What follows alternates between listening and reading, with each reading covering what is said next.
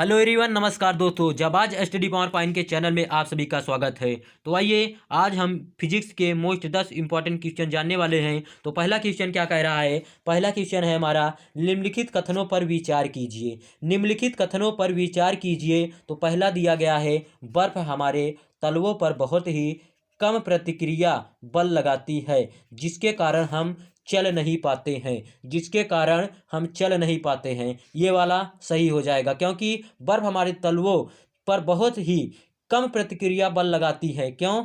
बहुत कम ही प्रतिक्रिया बल लगाती है, जिसके कारण हम बर्फ पर चल नहीं पाते हैं। तो पहला वाला ऑप्शन सही हो जाएगा। और दूसरा क्या कह रहा है?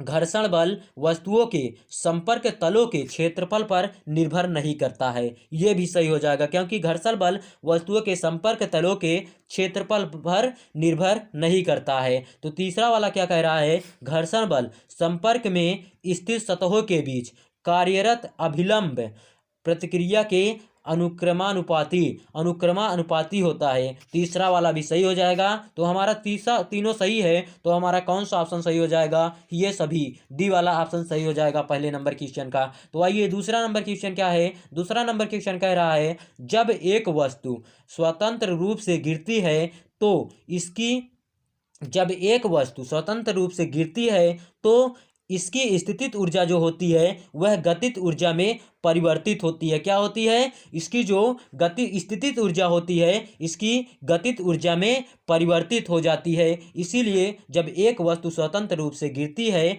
तो इसकी स्थितिज ऊर्जा गतिज ऊर्जा में परिवर्तित हो जाती है। तो दूसरे नंबर का ए वाला ऑप्शन हमारा सही हो जाएगा। तो आइए तीसरा नंबर क्वेश्चन क्या कह रहा है? तीसरा नंबर क्वेश्चन कह रहा है, विभिन्न द्रव्यमानों की दो गेंदों की गतिज ऊर्जाएं सामान्य है, तब किस गेंद का संवेग अधिक होगा? किस गेंद का संवेग अधिक होगा? तो कौन सी गेंद? भारी गेंद जो है उसका वेग जो है वो अधिक हो जाएगा। संवेग जो है उसका वो अधिक हो जाएगा। विभिन्न द्रव्यमानों की दो गेंदों के गतिज ऊर्जाएं समान है, तब किस गेंद का संवेग अधिक होगा? तो भारी गेंद जो है उसका संवेग हो जाएगा, संवेग अधिक हो जाएगा। तो बी वाला ऑप्शन तीसरे नंबर क्वेश्चन का सही हो जाएगा। तो आइए इसी के साथ हम लोग अगला क्वेश्चन देखते हैं। चौथा नंबर क्वेश्चन क्या कह रहा है? चौथा नंबर क्वेश्चन कह रहा है, यदि किसी कण का वेग घटाकर आधा कर दिया जाए तो इसकी इसकी गतिज ऊर्जा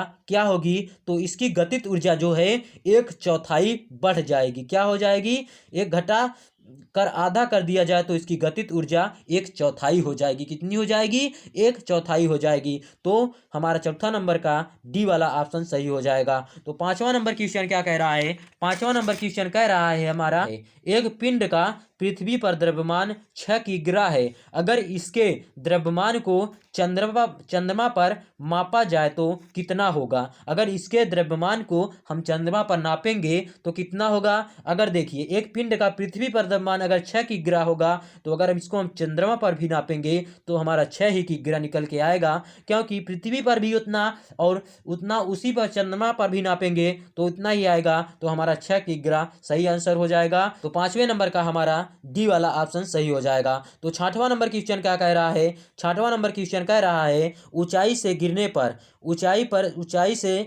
पर किसी मानव या अन्य पशु की अपेक्षा बिजली से बचने की अधिक संभावना होती है। इसका कारण क्या है? तो इसका कारण है, बिल्ली तत्काल अपने आप को समायोजित कर अपने चारों पैरों पर भूमि पर आती है और पैरों को मोड़ सकती है ताकि गिरने के संघात को अवशोषित कर ले। क्या? ताकि गिरने के संघात को अवशोषित कर ले। इसीलिए बिल्ली तत्काल अपने आप को समायोजित कर अपने चारों पैरों पर एक भूमि पर आ जाती है। तो इसीलिए हमारा ए वाला ऑप्शन इस क्वेश्चन का सही हो जाएगा। तो आइए अगला क्वेश्चन है प्रश्न नंबर 7 हमारा। प्रश्न नंबर 7 क्या कह रहा है? गुरुत्वीय बल की वैद्युत और चुंबकीय बलों में भिन्नता के संदर्भ में निम्नलिखित में से कौन सा एक कथन सत्य है?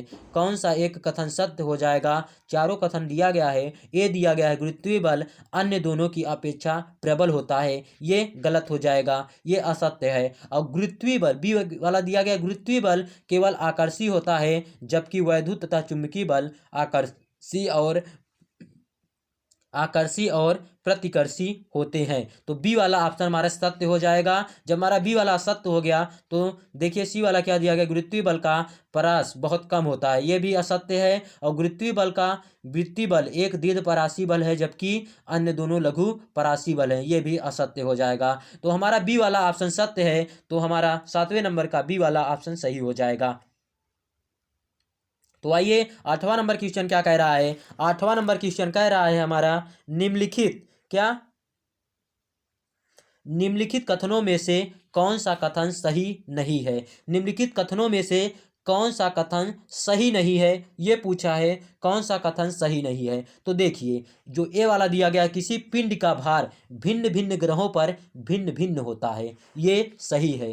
किसी बी वाला दिया गया, किसी पिंड का द्रव्यमान पृथ्वी पर, चंद्रमा पर और रिक्त आकाश में सामान्य होता है, बी वाला भी सही है। और सी वाला दिया गया, किसी भी पिंड की भारहीनता की स्थिति उस पर लगने वाले गुरुत्वीय बलों के प्रति संतुलित होने पर होती है। किस पे होती है, संतुलित होने पर होती है, तो ये वाला भी सही हो जाएगा। इसका मतलब हमारा डी वाला ऑप्शन गलत हो जाएगा।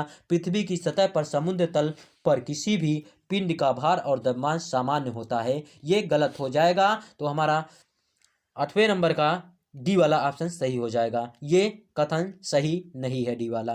तो 9 नंबर क्वेश्चन क्या कह रहा है। 9 नंबर क्वेश्चन कह रहा है पृथ्वी से 2 किलोमीटर ऊपर उड़ते हुए किसी वायुयान से एक ईंट ऊर्ध्वाधर फेंकी जाती है, तो ईंट जो है वो स्थिर त्वरण से गिरेगी। किसके, स्थिर त्वरण से गिरेगी। जो हमारा ईंट है वो स्थिर त्वरण से गिरेगी। अगर हम हेलीकॉप्टर से, अगर कोई भी वायुयान हो या हेलीकॉप्टर हो या ऊपर से कोई भी चीज़ गिराते हैं तो वह स्थिर त्वरण से गिरेगी। तो हमारा सी वाला ऑप्शन 9 नंबर क्वेश्चन का सी वाला ऑप्शन सही हो जाएगा। तो आइए इसी के साथ हम लोग 10 नंबर क्वेश्चन देखते हैं। इस वीडियो का लास्ट क्वेश्चन होगा, दिया गया है निम्नलिखित कथनों पर विचार कीजिए। निम्नलिखित कथनों पर विचार कीजिए। तो पहला कथन क्या दिया गया है, पहला दिया गया है ऑप्शन भू स्थिर तुल्यकाली उपग्रह का परिक्रमण काल 24 घंटे होता है। कितना होता है, 24 घंटे होता है, ये गलत हो जाएगा। दूसरा दिया गया है